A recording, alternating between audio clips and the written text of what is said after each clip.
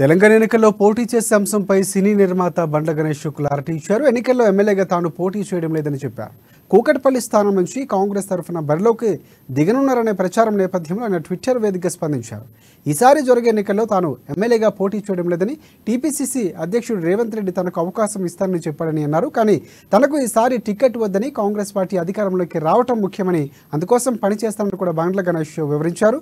రేవంత్ అన్న మీ ప్రేమకు కృతజ్ఞుని అంటూ కూడా టికెట్ కోసం కూడా దరఖాస్తు చేసుకోలేదని, ఈసారి కాంగ్రెస్ పార్టీ అధికారంలోకి రావటమే నా ధ్యేయం, తప్పకుండా అధికారంలోకి వస్తుందంటూ రేవంత్ రెడ్డి నాయకత్వంలో పనిచేస్తామంటూ కూడా బండ్ల గణేష్ ఆశాభావం వ్యక్తం చేస్తూ ట్విట్టర్లో పేర్కొన్నారు.